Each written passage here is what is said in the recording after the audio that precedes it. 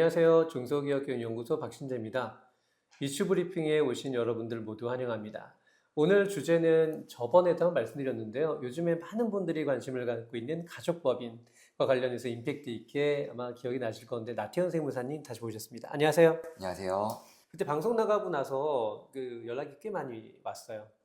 가족법인 설립하고 싶다고. 다행입니다. 오늘 강의 주제에 대해서도 한번 좀 말씀 좀 부탁드릴게요. 네. 이제 가족법인을 좀 이제 설립해야겠다 생각하시는 분들이 있을 수 있는데, 그러면은 가족법인 설립할 때 어떤 점을 주의해야 될까? 이런 것들을 설립 전에 먼저 좀 인지하고 있어야 되니까 이런 기본 사항에 대해서 안내를 드리는 그런 내용을 준비했습니다. 어떤 설립하는 단계를 일반적으로 잘 모르다 보니까 사실 다 만들고 나서 뜯어 고치기 어려운 경우도 있고, 지금 말씀하신 것처럼 설립 전에 전문가의 조언을 받아서 제대로 설립하는, 어떻게 보면 스케줄링과 플랜을 짜는 단계가 아닌가 싶습니다. 오늘 그렇게 봐도 될까요? 맞습니다. 설립 전에 이제 주의해야 되고 인지하고 있어야 되는 그런 부분들, 먼저 그런 걸 알고 설립을 해야 되겠죠. 네, 알겠습니다. 네, 오늘도 관심 있게 경청해 주시기 바라고요. 저도 잘 듣고 있다가 끝날 때 다시 인사드리겠습니다. 잘 부탁드리겠습니다. 오늘 준비한 주제는 자산가를 위한 가족법인의 설립 방법과 설립시 주의사항입니다. 목차를 보시면 가족법인 설립을 위한 결정사항, 그 다음에 유한회사와 주식회사 어떤 것으로 해야 할까, 그리고 세 번째는 가족법인의 주주 구성, 네 번째는 미성년 자녀를 주주로 넣을 때 주의사항, 마지막으로 성실신고 확인 대상 소규모 법인이라는 것에 대해서 설명드리도록 하겠습니다. 첫 번째 챕터입니다. 가족법인 설립을 위한 결정사항이 뭐가 있을까요? 법인 설립 등기를 해야 되는데, 법인 설립 절차는 처음에 법무사한테 의뢰해서 법무사님이 그런 절차를 진행해 주실 겁니다. 하지만 의뢰를 하려면 그 전에 내가 스스로 정해야 되는 것들이 있습니다. 그런 것들에 대해서 어떤 것들이 있는지 한번 보시겠습니다. 첫 번째로는 법인의 본점 주소지를 정해야 됩니다. 법인 등기부 등본을 보면 법인 본점 주소지가 어디에 설립돼 있다, 이게 찍혀 있는데요. 법인의 본점으로 사용할 곳을 내가 임차를 해서 계약을 한다든지, 아니면 내 자가 오피스가 있다면 거기도 활용이 가능합니다. 근데 주의할 점이, 가족법인으로 부동산을 취득할 예정이라고 하면 법인의 본점 소재지가 수도권 과밀억제권역 안에 있다고 하면 취득세가 중과세되는 이슈가 있기 때문에 설립 전에 반드시 이거를 고려해야 됩니다. 그리고 두 번째 고려사항은 법인의 상호인데요. 같은 법원에 관할 구역 안에서는 동일한 상호를 쓸 수가 없습니다. 그렇기 때문에 내가 쓰고 싶은 상호가 있다고 하면은 인터넷 등기소에서 미리 검색을 해서 확인을 해보셔야 됩니다. 다음에 세 번째는 법인의 사업 목적입니다. 보통 가족법인의 경우에는 임대업 또는 부모 법인을 사업 승계한다거나 이런 목적이 주로 쓰이는데요. 다른 사업을 영위할 가능성이 있다고 한다면 어떤 사업을 할 것인지 당장 하지 않는다고 하더라도 한 번에 사업 목적을 다 넣어서 법인을 설립하는 것이 편리합니다. 왜냐하면 나중에 뭔가 사업 목적을 추가한다고 할 때 법인 등기를 정정해야 되는데 돈도 들고 시간도 들기 때문입니다. 그리고 네 번째는 법인의 자본금을 결정해야 되는데, 자본금은 법인을 설립할 때 만약에 출자금을 크게 해가지고 출자를 해서 법인을 설립했는데 이 출자자가 나중에 돈이 필요하다고 이 돈을 함부로 자본금을 마음대로 인출할 수 없겠죠. 그렇기 때문에 크게 과한 금액을 자본금으로 처음에 할 필요는 없습니다. 반면에 또 너무 소액으로 하면은, 소액으로 해도 법인 설립은 가능합니다. 하지만 당장 법인 소득이 없으면 법인 유지비가 또 매달 임차료도, 법인 본점에 대한 임차료도 매달 나가고, 그 다음에 세무기장료 이런 필수 유지비들이 또 들어가는데 금방 자본 잠식이 될 수 있습니다. 그러면은 나중에 부동산을 취득하려고 하거나 이런 때 대출이 안 될 수 있기 때문에 이런 것도 주의가 필요합니다. 그리고 법인 설립 후에 대출을 받아서 부동산을 취득할 예정인 경우에는 은행 담당자한테 미리 내가 어떤 금액 정도의 부동산을 취득할 예정이고 대출은 어느 정도 필요하다, 이런 상담을 미리 해보시면 그럼 법인 자본금 규모가 어느 정도는 되면 좋겠다 라는 얘기를 할 수 있거든요. 은행 담당자와 미리 상담을 하고 자본금 규모를 미리 정해서 법인을 세우는 것이 좋습니다. 다섯 번째는 주주의 구성인데요. 상속 증여를 대비해서 자산의 이전이 목적인 경우에는 이때 주주에서 부모님은 빠지는 게 좋습니다. 자녀들만으로 주주를 구성한다고 해도 자녀 간의 가족 합의를 통해서 재산을 물려받을 배분율대로 지분율을 정해야 나중에 자녀 간의 다툼이 없습니다. 그리고 법인 임직원의 구성인데요. 처음에 설립을 할 때는 임원을 먼저 구성을 해야겠죠. 부모님이 주주에서 빠지는 대신 법인의 대표이사는 신용이 가장 좋은 부모님으로 하는 게 더 낫습니다. 왜냐하면 대출을 받을 때 대표이사의 신용을 보게 되는데 그때 부모님이 자산가이거나 고소득자인 경우에는 대출 받을 때 가장 유리하기 때문입니다.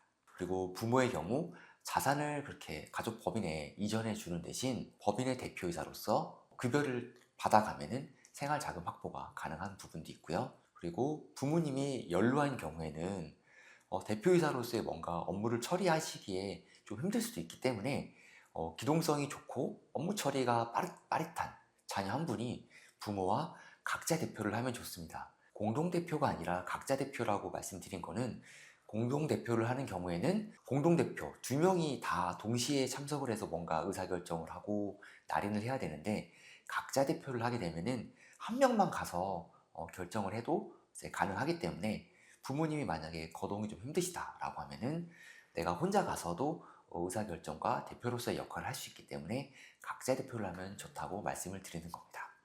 두 번째 챕터입니다. 유한회사와 주식회사, 가족법인을 어떤 것으로 해야 좋을까요? 유한회사와 주식회사. 주식회사는 많이 들어보셨을 텐데 유한회사는 좀 생소하실 겁니다. 제가 표로 유한회사와 주식회사의 비교점을 이제 정리를 했는데요. 유한회사와 주식회사 다 장단점이 있고 약간의 차이점이 있는데요. 유한회사 같은 경우는 의사결정이 신속하고 이런 제약들이 좀 덜한 부분이 있습니다. 주식회사보다. 반면에 주식회사는 사채 발행이 가능하고 상장이 가능합니다.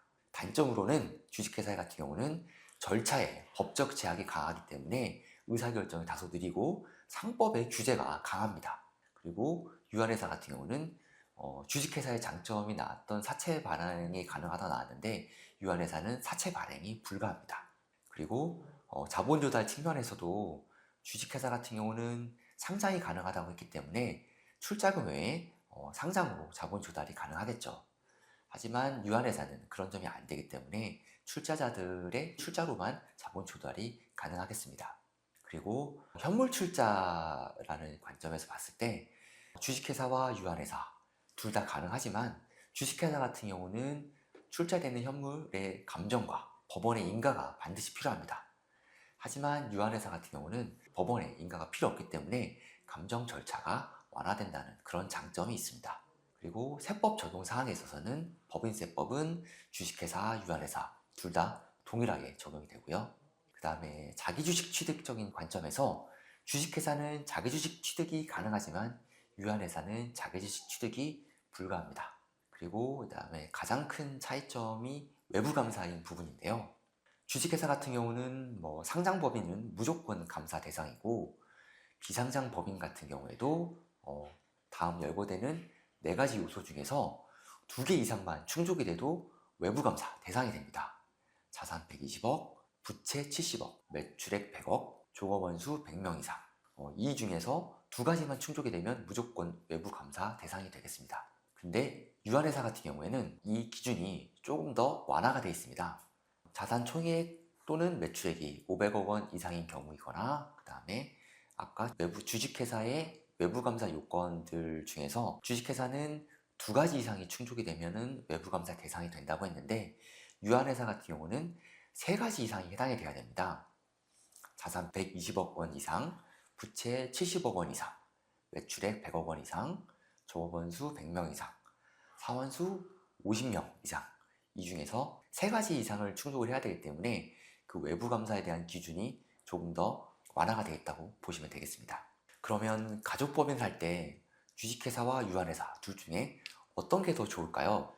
유한회사가 그런 설립 때부터 상법상 절차가 훨씬 간소화된 게 많기 때문에 이런 점에서는 유한회사가 좋고요. 그리고 주식회사보다 유한회사가 외부감사 대상에서 빠지기가 유리합니다. 아까 비교표를 다시 보시면은 부동산 가족법인 같은 경우에 만약에 건물을 하나 취득했다라고 했는데 서울 뭐 요즘에 좀 어느 정도 규모가 있는 건물 같은 경우에는 100억 넘는 경우가 많이 있죠.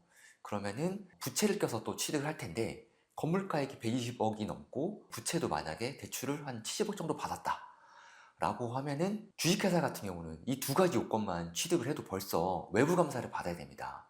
이 가족법인이라는 것 자체가 우리 가족만을 위해서 좀 폐쇄적으로 운영이 될 텐데 굳이 이거를 외부 감사를 받으면서까지 하고 싶지는 않지 않습니까? 그렇기 때문에 이런 기준이 좀 더 유한회사로 설립했을 때는 외부 감사 대상에서 빠지기 유리하기 때문에 이런 것들이 유한회사의 장점이라고 볼 수 있습니다. 유한회사의 경우 하지만 자기주식 취득이 제한된다는 점이 있는데 자기주식 취득을 활용해서 나중에 법인의 잉여금을 인출하는 이런 컨설팅 기법들이 많이 있는데 만약에 가족법인에서 잉여금 인출을 위한 자기주식 거래를 염두에 두고 있다면 유한회사는 이게 안 되기 때문에 좀 유의를 해야 됩니다. 하지만 세대 간 자산 이전을 위해서 부동산 취득을 목적으로 한다면 아까 말씀드린 것처럼 유한회사가 외부 감사 대상에서 빠지기 좋기 때문에 유한회사 장점이 크다고 할 수 있겠습니다. 다음 챕터는 가족법인의 주주 구성입니다. 가족법인 설립 절차 중에서 가장 중요한 부분인데요. 자산 승계 목적 시 가족법인의 주주에서 부모를 제외해야 된다고 아까 말씀드렸었는데요. 재산을 물려줘야 되는 부모님이 가족법인 주주로 들어갈 경우에는 부모님의 자산이 가족법인에 이전이 되면 부모님이 갖고 있는 지분 가치만큼 그 법인의 가치가 올라가기 때문에 단점이 됩니다, 오히려. 왜 그러냐면은 부모님이 그 가족법인의 지분을 갖고 있을 때 가족법인으로 부모님이 자산이 넘어가게 되면 가족법인의 이제 가치는 단순히 출자금만의 가치가 아니라 이제 이전된 자산 가치만큼 법인의 가치가 상승이 됩니다. 그러면은 지분 가치도 당연히 올라가는 것이죠. 근데 부모님이 이 가족법인에 올라간 지분을 갖고 있다고 하면은 그 지분이 다시 상속재산으로 이어지게 된다면 상속재산을 줄이려고 가족법인의 재산을 이전했는데 부모님이 지분을 갖고 있는 순간 그 지분이 다시 상속재산까지 합산이 되기 때문에 이 절세를 위한 목적에 상당히 그 효율성에 희석이 되는 단점이 있습니다.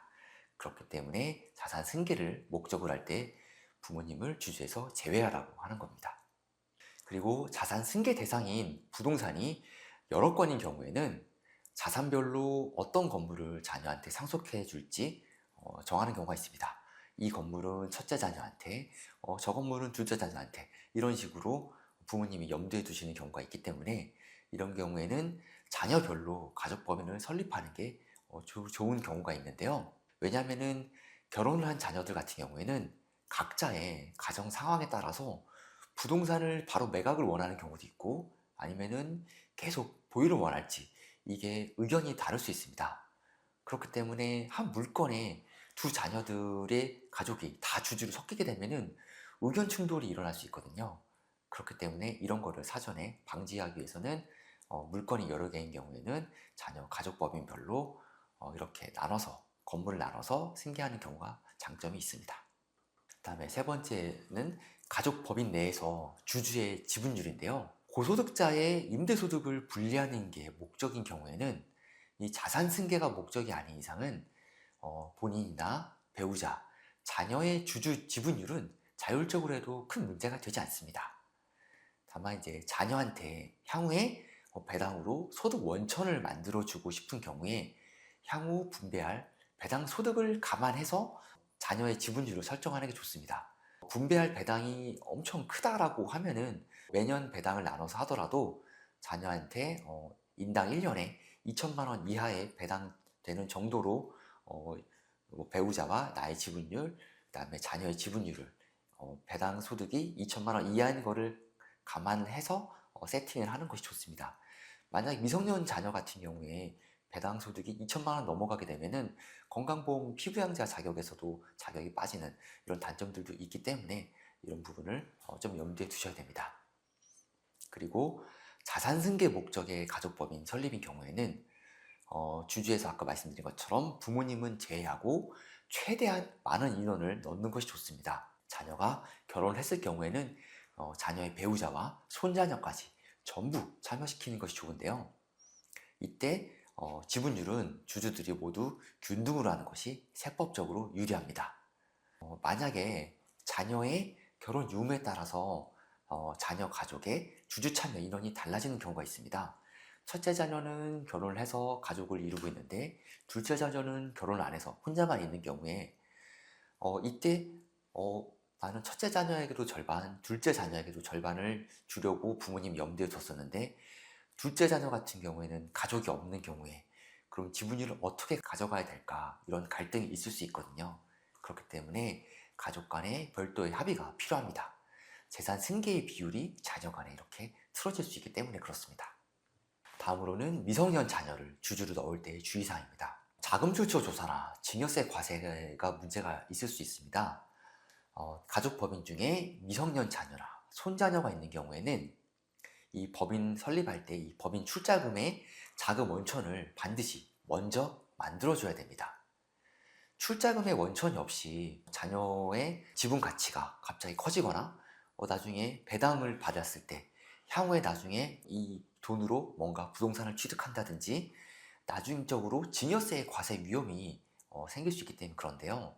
미성년 자녀의 지분을 또 처음부터 너무 높게 하게 되면은 법인의 대출이 필요해서 증자를 해야 되는 경우에는 증자금의 원천을 또 다시 자녀한테 증여해주고 그렇게 되면은 증여세 부담이 또 추가로 일어날 수 있는 문제가 있기 때문에 미성년 자녀의 경우에는 이 출자금의 자금 원천을 먼저 만들어줘야 된다는 것, 그리고 처음부터 미성년 자녀의 지분을 너무 높게 해주면은 출자금 증자 시 증여세가 추가로 또 부담될 수 있다는 점, 이 점을 대비해야 됩니다. 그러면 미성년 자녀를 주주 참여시키는 방법에 대해서 설명을 드리겠습니다.